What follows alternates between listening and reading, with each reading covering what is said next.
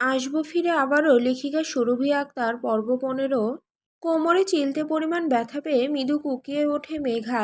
এক হাত কোমরের ডান দিকে চেপে ধরে চোখ খিচে রাখে এক মুহূর্ত।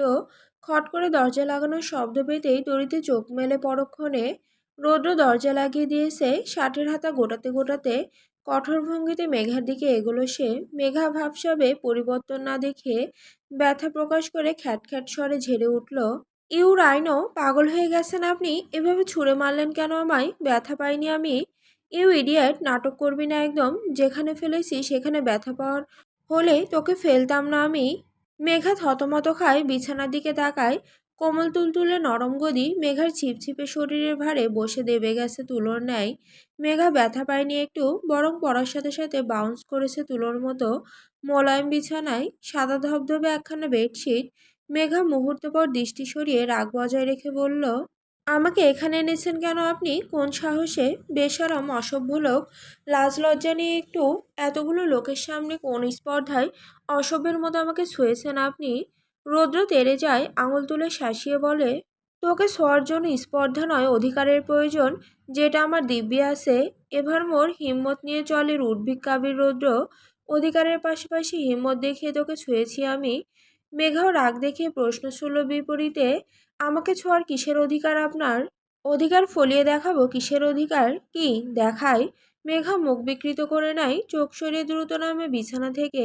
অমনি ভাঁজ খুলে মেঝেতে লুটিয়ে পড়ে শাড়ির আঁচল সহ এলোমেলো সব কুচি। চমকায় একবিংশির হৃদয়। নিজের বেগতিক অবস্থা দেখে মুখ ফাঁক করে দ্রুত তাকায় রৌদ্রের দিকে। সহসা ওষ্ঠ পিষে ফিসেল হাসে রৌদ্র। ওষ্ঠপুটে দাঁত চেপে ঘাড় ডলে হাসি ঠেলে মুখ ফিরে নেয় ডান দিকে। তড়িঘড়ি করে কুচিগুলো দুহাতে উদরের সাথে চেপে ধরল মেঘা। কোনো রকমে কাপড় সামলে চটপট করে এগোলো দরজার দিকে। উপরে সিটকিনি লাগানো, মেঘা না শাড়ি সামলাতে পারছে, আর না হাত উপরে তুলে সিটকিনি খুলতে পারছে। উচ্চতাও কম তার। অদূরে হাত পৌঁছালেও সিটকিনি খুলতে কসরত হবে বড্ড। এই অবস্থায় তো আরও পারবে না। পিছু ফিরে ঝাঁজ দেখিয়ে বলল তাই, বেয়াদব লোক, দরজা খুলে দিন, বেরোবো আমি। খুলতে পারলে বেরোও। মেঘা পা উঁচিয়ে এক হাতে খোলার চেষ্টা করলো, পারল না। ফের ঘাড় ঘুরিয়ে একই স্বরে বলল, খুলে দিন দরজা। অসভ্যের মতো সবার সামনে তুলে এনেছেন আমায়। সবাই কি ভাবছে, কোনো আইডিয়া আছে আপনার? Irritating man. রৌদ্র চোয়াল খিচে নেয়, দ্রুত এগিয়ে মেঘাকে টান মেরে ফের বিছানায় এনে ফেলে। রেগে বলে, রুম থেকে এক পা বাইরে বেরোনোর চেষ্টা করলে পা একেবারে কেটে দেবো তোর। চাইছি না এই ইভেন্টে খারাপ কিছু হোক, নয়তো এতক্ষণে তোর ওই বেয়াদবির শাস্তি মেপে মেপে বুঝিয়ে দিতাম তোকে, ইডিয়েট। বলেই পিছু ফিরল, খট করে দরজা খুলে বেরোলো বাইরে। মেঘা উঠে যাওয়ার আগে মুখের ওপর বাইরে থেকে ঠাস করে লাগিয়ে দিল দরজাটা। চাবি ঘুরিয়ে লক করে দিল একেবারে। ধূপধাপ করে দরজায় আঘাত করলো মেঘা, চেঁচালো গলা চিরে, রাইনো মুখো, দরজা খুলে দিন, বেরোবো আমি। অসভ্য, নির্লজ্জ, irritating, disgusting, senseless man. Sound proof room রৌদ্রের। মেঘার একটা কথাও সাউন্ডও বেরোলো না বাইরে। বেরোলে গুনে গুনে 5টা থাপ্পড় খেত এতক্ষণে। রৌদ্র ডোর লক করে গটগটিয়ে নিচে নেমে গেছে। বাইরে বেরিয়ে কোনো দিকে তাকায়নি আর। গার্ডেন পেরিয়ে সোজা এগিয়েছে গেটের দিকে। সিরাতে নজর এড়ায়নি সে। রৌদ্রকে না আটকে ভিড়ের মধ্য থেকে আদ্রকে টেনে নিয়ে বাড়ির ভেতরে ঢুকলো সিরাত। রৌদ্রের বেরিয়ে যাওয়ার খবর আদ্রকে জানিয়ে সোজা উপরে উঠল মেঘার খোঁজে। নিজের রুমে নেই মেঘা। সিরাত ভ্রু নাচাতেই আদ্র ইশারায় বোঝালো প্রশ্নসূচকে। রুডির রুমে। চোখ গোল করে দুজনে এগোলো ওদিকে। দরজার বাইরে দাঁড়িয়ে থমকালো। খোলার চেষ্টা করতে বুঝলো ডোর লক করা। ফিসফিস করলো সিরাত, মেঘা কি রুমে? হবে হয়তো। রৌদ্র বেরিয়ে গেল কেন তাহলে? বোকাস্বরে আদ্র ঘাড় উঁচিয়ে বলল শ্বাস ফেলে, আপু, বোকার মতো কথা বলো না। আই থিঙ্ক মেঘকে রুমে আটকে বেরিয়ে গেছে। রুডি জেলাস আপু। সিরাত ঠোঁট চওড়া করলো, জানি তো, তাই তো জেলাসি বাড়াচ্ছি ওর। বাট ওর রুম সাউন্ড প্রুফ, মেঘ ডাকলে আমরা শুনতে পারবো না। রুমের চাবিও নেই কারো কাছে। রুডি কখন আসবে না আসবে কে জানে। মেঘ কতক্ষণ থাকবে এই রুমে? যতক্ষণ না রৌদ্র আসে ততক্ষণ। তুই এত ভাবছিস কেন? তুই না রৌদ্রের 23 সেকেন্ডের বড় ভাই, চল এখান থেকে। আদ্র চোখ সরু করে বলল, আপু, তুমি বোধহয় ভুলে যাচ্ছ তুমি আমাদের দুজনেরই বড়। সৌহার্ড, আমি একটা গুরুত্বপূর্ণ মিশনে নেমেছি। বড় হওয়ার দরুন এটা আমার কর্তব্য। তবে ভিন্ন পথে আমি আমার কর্তব্য পালন করছি। রৌদ্রকে হাড়ে হাড়ে চিনি আমি। সোজা আঙুলে ওকে কখনো সঠিক পথে আনতে পারবি না, তাই আঙুল বাঁকিয়ে আনতে হবে। ওদের সম্পর্কটা ঠিক হওয়া প্রয়োজন আদ্র। অন্তত মেঘা আর রৌদ্র দুজনকে দুপথে যাওয়া থেকে আটকানোর জন্য হলেও ওদের সম্পর্কটা ঠিক হওয়া প্রয়োজন। এত বছরে মেঘা অনেকটা জড়িয়ে গেছে এ বাড়ির সাথে। হঠাৎ করে চলে গেলে কেউ মানতে পারবে না, আর না আবার রৌদ্র চলে গেলে কেউ সহ্য করতে পারবে। ওদের দুজনকে একে অপরের সাথে জড়িয়ে তবেই আটকাতে হবে। রৌদ্রকে অ্যাপ্রিসিয়েট করাতে হবে, মেঘের প্রতি ঝোঁক বাড়াতে হবে। ইউনো ও কতটা পজিটিভ, ওর জিনিসের উপর ও কারোর হস্তক্ষেপ সহ্য করে না। মেঘার সাথে আরো একটু জুড়তে দে ওকে, তারপর দেখবি রৌদ্র কি জিনিস। আই নো আপু, আমাকে বোঝাতে হবে না, বাট এখন মেঘাকে নিয়ে ভাবো। রৌদ্র ফিরতে লেট করে অনেক, ওর রুমে চাবি নেই কারো কাছে। ডোন্ট ওয়ারি, মেঘা থাকুক, বাড়িতে সামলে নেব আমি। রৌদ্র আজ তাড়াতাড়ি ফিরবে, আই এম ড্যাম শিওর। চল এখন। মেঘামণি তার হাজবেন্ডের রুমে প্রথমবার পদার্পণ করেছে আজ। ওকে ঘরটা একটু বুঝে নিতে দে, দেখে নিতে দে নিজের ফিউচার। মেঘা গলা ফাটিয়ে চেঁচাতে চেঁচাতে ক্লান্ত, শুকিয়ে এসেছে গলা। তবুও এক পশলা আওয়াজ দরজা চিরে বাইরে বেরোয়নি। ক্লান্ত হয়ে টেবিলের ওপর থেকে ওয়াটার পট নিয়ে অর্ধ বোতল খালি করলো সে। এতক্ষণে এদিক ওদিক চোখ বোলালো, পুরোদমে এসি চলছে।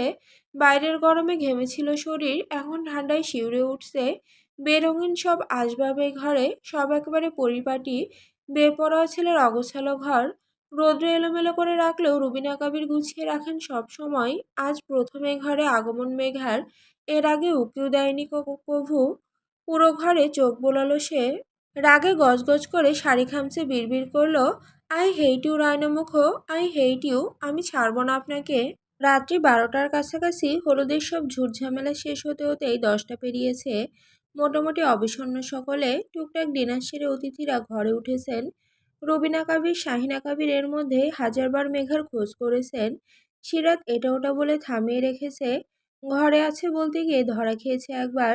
সাফা না বুঝে বিরুদ্ধচারণ করে বোকার মতো বলে ফেলেছে মেঘা ঘরে নেই। সেই তখন থেকেই দেখা নেই মেঘার। তোফায়েল কাবিরের কানে এসব যায়নি এখনো। খাওয়া দাওয়ার পাট চুকিয়ে যে যার ঘরে। মেঘা খায়নি সেই দুপুর থেকে, ওর চিন্তা হলেও ওর কাছে যাওয়ার উপায় নেই। খিদেয় পেট চুই চুই মেঘার, হাজারবার ডাকার পরও বাইরে থেকে কোনোরূপ সাড়া শব্দ না পেয়ে অসহায় হয়ে পেট চেপে বিছানায় পড়ে আছে মেয়েটা। 11টা হতে হতে ঘুমানোর অভ্যাস আজও ব্যতিক্রম হয়নি। শত বিরক্তি নিয়ে চোখ লেগে আসছিল। বিছানায় গায়ে এলিয়ে দিতে পুরোপুরি নিভে এসেছে দু চোখ। ঘড়ির কাঁটা 12টার দোরগোড়ায় পৌঁছাতে পৌঁছাতে ঘুমের অতলে তলিয়ে গেছে মেয়েটা। রৌদ্র বাড়ি ফিরতে ফিরতে 12:30 বেজেছে। ততক্ষণে ড্রয়িং রুম পুরো ফাঁকা। রুবিনা কাবির ছেলের অপেক্ষায় ছিলেন আজ। সব ঝামেলা চুকিয়ে কিচেনে টুকটাক কাজ করছিলেন একা একা। ছেলে আসা মাত্রই বিদ্যুতের গতিতে বেরিয়ে আসলেন তিনি। চঞ্চলা হয়ে বললেন রোজকার সে এক কথা, রৌদ্র খেতে দেবো তোকে, খাবি না? তার বেপরোয়া ছেলে সেই একই জবাব গম্ভীর গলায়, খিদে নেই, খাবো না। সিঁড়ি উঠতে গিয়ে একটু থামে রৌদ্র, কিছু একটা ভেবে নিচে নেমে বলে, ডিনার সাজিয়ে দাও, রুমে গিয়ে খাবো। তুই যে, আমি নিয়ে আসছি। তোমাকে যেতে হবে না, আমাকে দাও। রুবিনা কাবির অক্ষরে অক্ষরে পালন করলেন, তার ছেলে রাতে খাবে এই অনেক। বেশি কথা না বাড়িয়ে একটা ট্রেতে খাবার সাজিয়ে দিলেন তিনি। রৌদ্র উপরে উঠল, দরজার সম্মুখে দাঁড়িয়ে হাফ টেনে চাবি ঘুরিয়ে খুলল দরজাটা। এতক্ষণ ধরে ওই মেয়েটাকে আটকে রেখেছে, না জানি কি করছে। ঘরে ঘুটঘুটে অন্ধকার। কপাল কুঁচকালো রৌদ্র, লাইট অন করলো প্রথমে। মুখোমুখি বিছানার উপর খুব আরাম করে একবিংশ রমণীকে ঘুমাতে দেখে মুহূর্তে শিথিল হলো কুচকানো কপাল। চাদর মুড়িয়ে কুঁকড়ে শুয়ে আছে মেঘা। রৌদ্র থমকালো। থমকানো দৃষ্টিতে কয়েক মুহূর্ত তাকিয়ে থেকে দরজা আটকে দিল। হাতে খাবারের ট্রেটা রাখলো টেবিলের ওপর, ফের তাকালো। মেয়েটার মুখ খুব একটা স্পষ্ট বোঝা যাচ্ছে না, শরীর ঢেকে আছে চাদরে, আর মুখশ্রী ঢেকে আছে কেশের আড়ালে। রৌদ্র এগোলো ধীর পায়ে, মুখ সম্মুখে মেঝেতে হাঁটু মুড়ে বসলো। সেভাবে কিছুক্ষণ তাকিয়ে থেকে হাত বাড়িয়ে আলতো করে সরিয়ে দিল গুচ্ছ কয়েক কেশ রাশি। মেয়েটা নড়ে ওঠে একটু, আপনা আপনি মৃদু হাসে রৌদ্র। মেঘাকে গুটিয়ে থাকতে দেখে কপাল কুঁচকায় পরক্ষণে, বিড়বিড় করে, ইডিয়েট। উঠে দাঁড়িয়ে রিমোট হাতে তুলে এসির পাওয়ার কমিয়ে দেয়। কাবাট খুলে টাওয়াল নিয়ে ধীর পায়ে এগোয় ওয়াশরুমের দিকে। বেরোয় ঠিক 30 মিনিটের মাথায়। ভেজা শরীরে ধূসর একখানা টি শার্ট জড়ায়, গলায় টাওয়াল ঝুলিয়ে আধো আধো করে মুছে নেয় চুলগুলো। আসতে লেট হয়ে গেছে একটু। ওই মেয়ে তো না খেয়ে ঘুমিয়ে গেছে, এখন এই ঘুম গভীর থেকে জাগাবে কি করে ওকে? ঘুম গভীরে তলিয়েছে, রৌদ্র জাগানোর চিন্তাও করলো না। ফোনের স্ক্রিনে তাকাতেই দেখতে পেল সময় 1টা বেজে 20 মিনিট। রাত হয়েছে অনেক। ঘুরে এসে খাটের পাশে দাঁড়ালো সে। চাদর সরিয়ে ঘুমন্ত রমণীকে অতি আলগোসে কোলে নিল। ঘুমের ঘোরে শূন্যে ভাসতেই আপনা আপনি রৌদ্রের গলা জড়িয়ে ধরল মেঘা। নিমিত্তে মাথাটা এলিয়ে গলার নিকট রাখলো। ঘর ছাড়ার আগে কিছুক্ষণ ওকে এভাবে নিজের মাঝে অনুভব করলো রৌদ্র। মিষ্টি একটা আধো পরিচিত ঘ্রাণ পেতেই চোখ বুজে শ্বাস টানলো। সেই একটা অল্প পরিচিত ঘ্রাণ। রৌদ্র খানিক মাথা নামিয়ে মেঘার সিঁথি বরাবর ঝুঁকে আসে, চুলের কাছে নাক ডুবে লম্বা শ্বাস টানে। এভাবে পরপর কয়েকটা, অতঃপর চোখ খুলে নেয়। মৃদু ঠোঁট ফাঁক করে উচ্চারণ করে মেয়েটাকে জড়ানোর গভীরতা বাড়িয়ে, মাই সানি।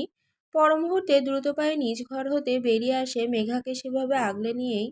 আজ বিয়ে বাজে সবে সকাল ৮টা। নিজ হতে মৃদু কোলাহল কানে পৌঁছাতে ঘুম হালকা হয় মেঘার। চোখ বুজে কপাল কুঁচকে নড়ে চড়ে ওঠে, পাশ ফিরে ঘুমে তলিয়ে যেতে চায় আবার।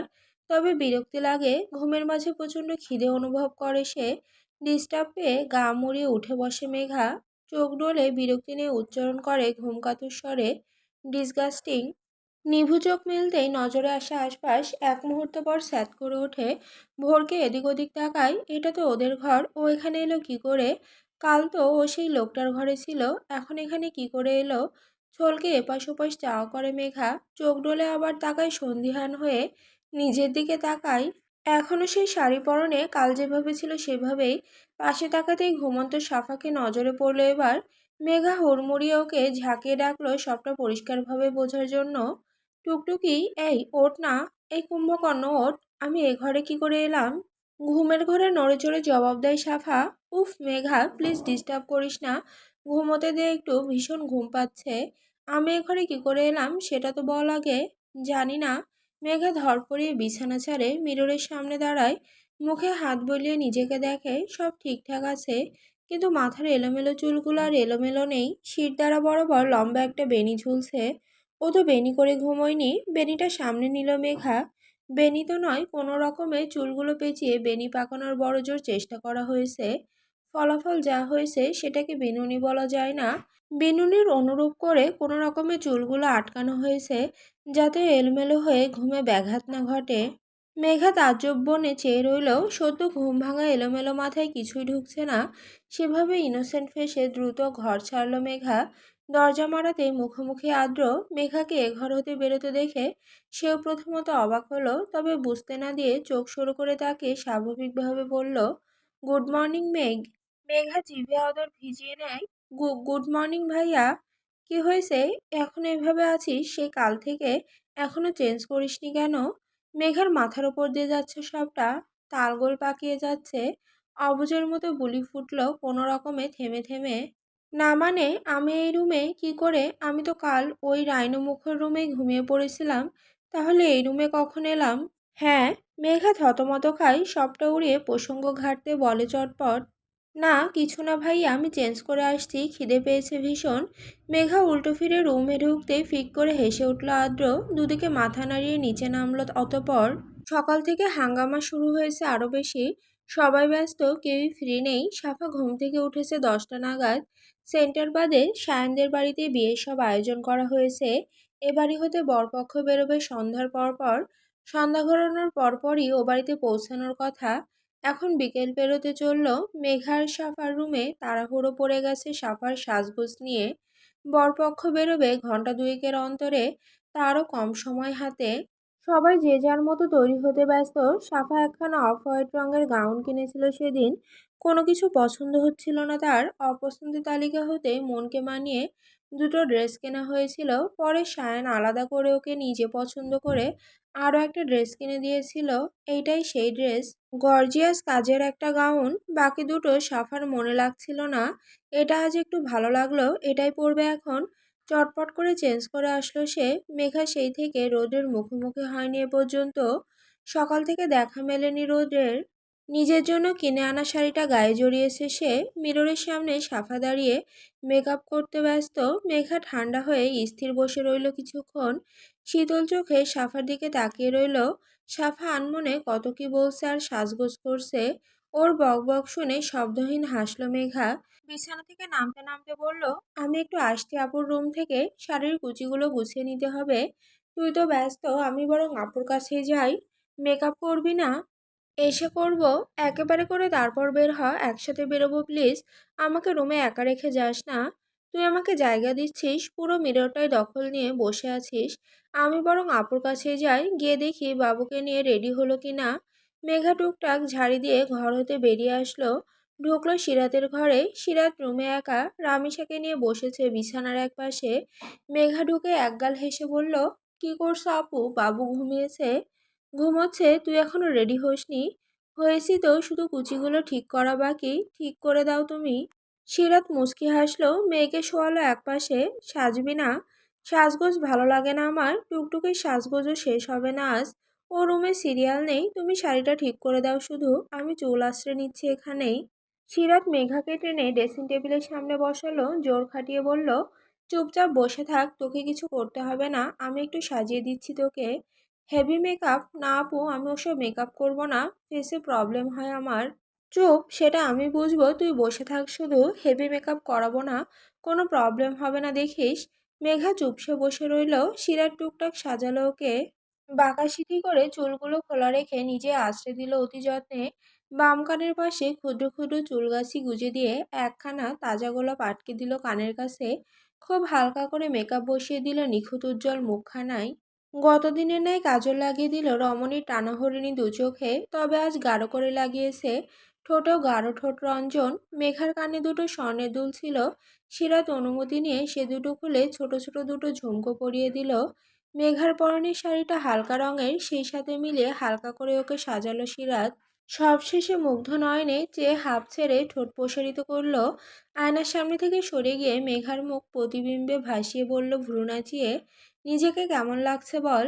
দর্পণে ভেসে ওঠা নিজের প্রতিবিম্বের পানে তাকায় একবিংশই।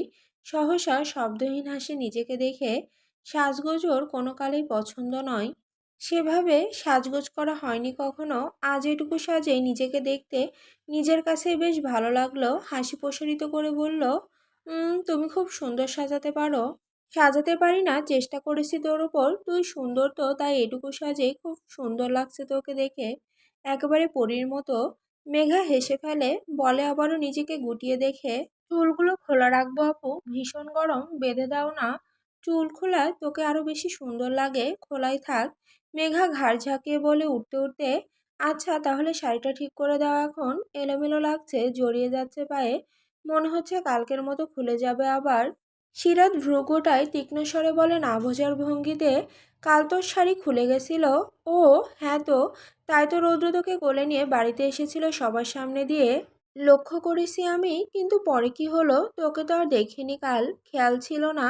নিচেও নামিসনি বোধ হয়, ডিনারেও দেখিনি তোকে, কোথায় ছিলি? মেঘার মুখখানা বদলে যায় অমনি, হাস্যজ্জ্বল মুখে আধারের ছাপ নেমে আসে।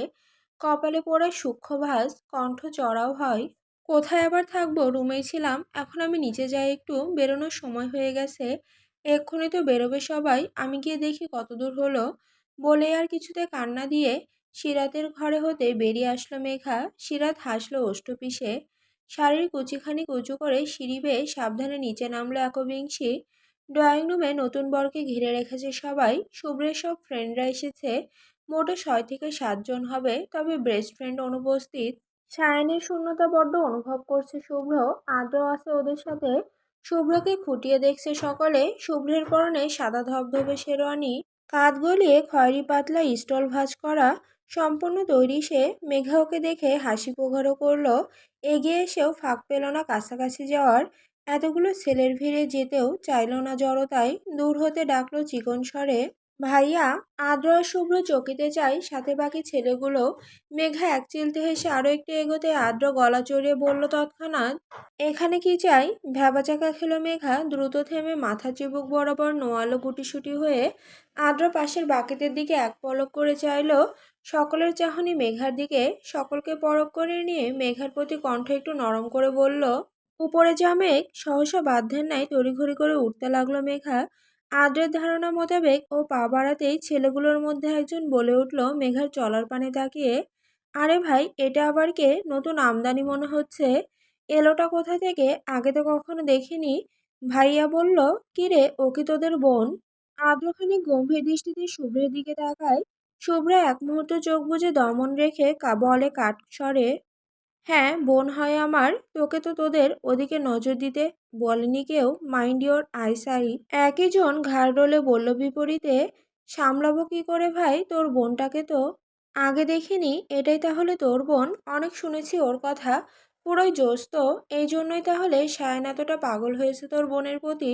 মার্কাটারি ফিগার বলতে হবে তোর বোনের।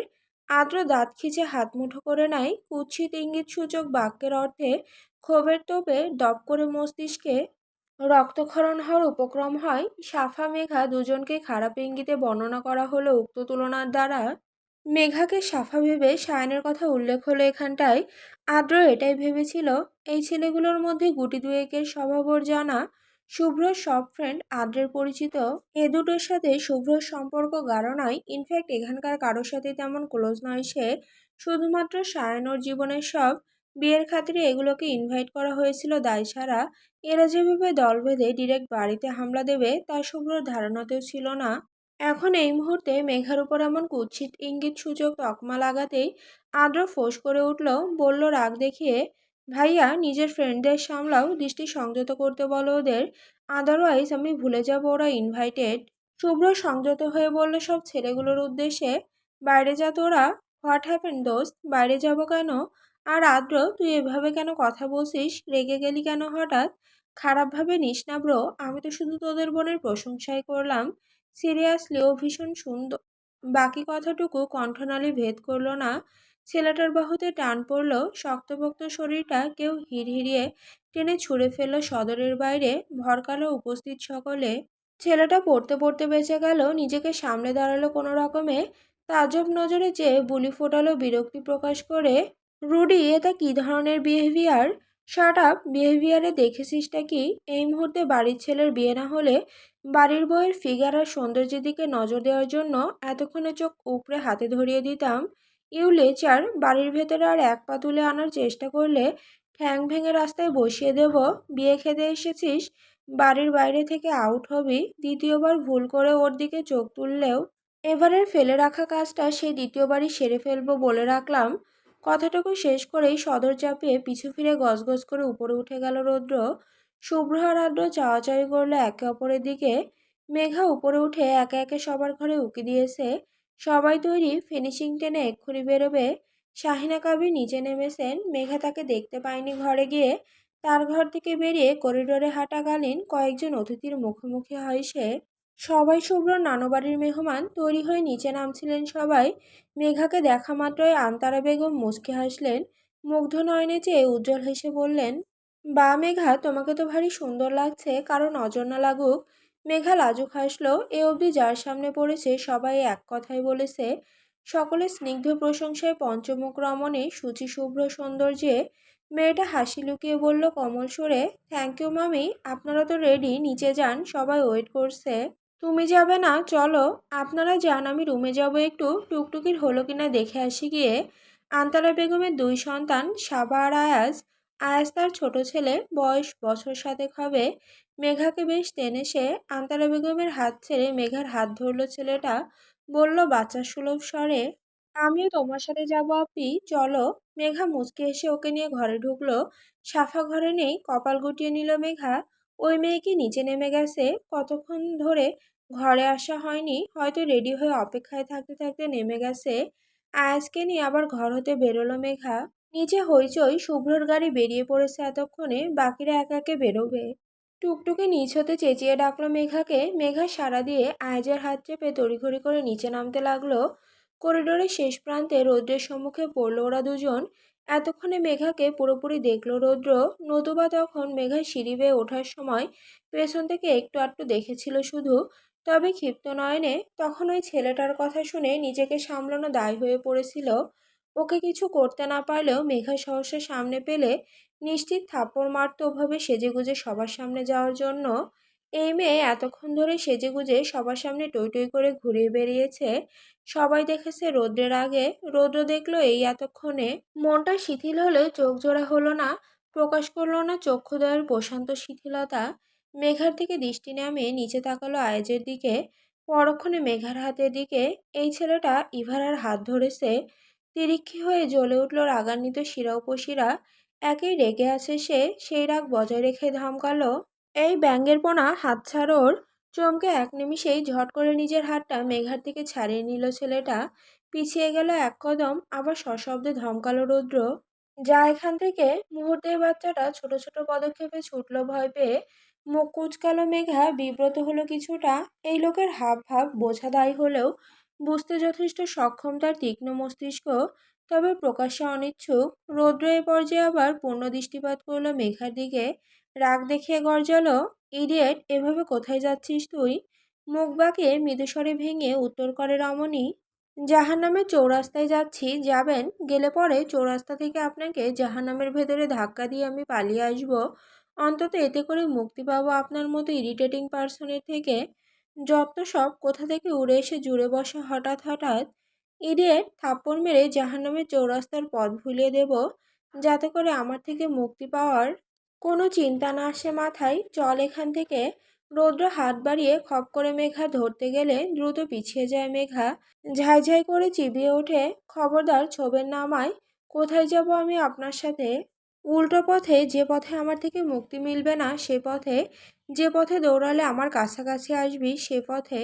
যে পথে নিয়ে গেলে অন্যের লোলুপ দৃষ্টির সীমানা থেকে দূরে সরে আমার তৃষ্ণার্ত দৃষ্টির সীমানায় সীমাবদ্ধ হবি সেই পথে। খুব তো ড্যাং ড্যাং করে সেজেগুজে রং তামাশা দেখিয়ে বেড়াচ্ছিস ইডিয়েট। তোর এই সাজগোজ ছুটাবো আমি, চল আমার সাথে। তৎক্ষণাৎ পালানোর পথ বন্ধ করে মেঘার ডান হাতের কবজি শক্ত করে নিজের খড়খড়ে হাতের মুঠোয় চেপে ধরে রৌদ্র। হিড়হিড়িয়ে টেনে নিয়ে যায় ঘরের দিকে। মেঘা পা চিপকে আটকাতে চাইলেও পারে না পুরুষালী শক্তির বিপরীতে। রৌদ্রের হাতের উপর নিজের অপর হাত রেখে আটকানোর চেষ্টা করে ঝেড়ে বলল, রায়না মুখো, ছাড়ুন আমায়, সবাই ওয়েট করছে আমার জন্য, দেরি হয়ে যাচ্ছে। ছাড়ুন অসভ্য লোক।